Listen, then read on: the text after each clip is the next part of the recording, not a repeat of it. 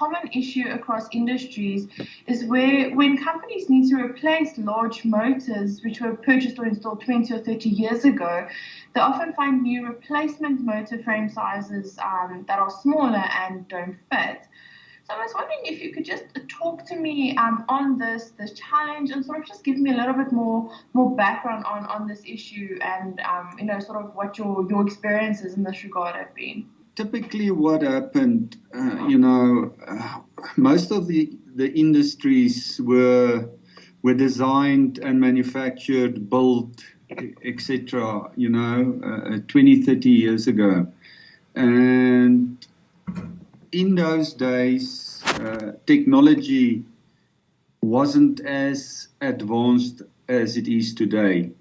So what is happening is that because of the improved technology, the motors are becoming smaller. Same kilowatt output between the two, but physically the motor is smaller. It's like anything else. Technology improves, things getting smaller. So it's the same with motors. And that creates now the problem where, as I said, when these factories were built 20, 30 years ago, the base where the motor is fitted on was obviously designed for these larger machines, larger motors. So now you're coming with this smaller motor. You have to replace that 30-year-old motor, which is obviously now has come to the end of the life. And so now that creates now a problem for the customer or the end user, as we call them. And the problem is cables were concreted into the floor, etc. So they can't move these cables, to use one example. And now with the motor being smaller, the terminal box, for example, is moving away from where the original motor's terminal box was. And also your physical dimensions, where the motor bolts down onto this base, obviously is also now smaller, it's becoming smaller. And, to replace a base like that is not easy. These are large motors producing large amounts of torque. And you can't just take it off and put a new one on there. So the solution obviously is now, because the motor is smaller than the previous motor, you supply a base or an adapter plate that fits onto the base and then will fit onto the motor. Or the motor will fit onto this adapter plate which sits on the base. How can end users sort of prevent being faced with this challenge? I mean, obviously we don't know how technology will advance or adapt, or how it will be in, say, the next 20 or 30 years. But how do you sort of plan ahead in this case? There isn't really anything. I mean, it's all dependent on technology. If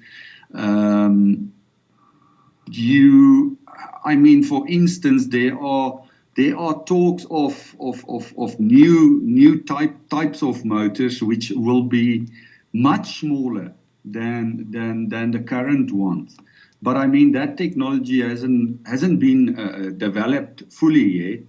So to plan ahead, the customer just need to realize and keep it in the back of his head and in mind that look, I may have a problem in 20 years. So he needs to provide and make sure that his thinking is in that direction, that the motors will change or could change. Let me rather say that the motor could change in size as we as the technology improves. Can you give me a little bit more info on, say, say a customer comes to you and they say, look, we want to get this new motor. This is our issue.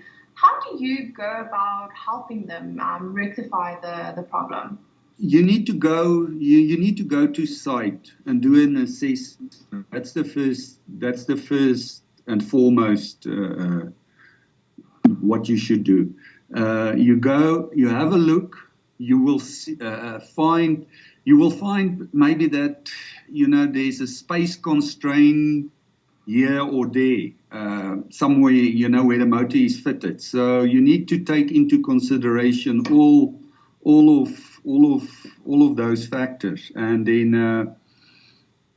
after you've done your assessment, then basically you design a motor around the physical dimensions as you found it on site or in his factory or in his mine.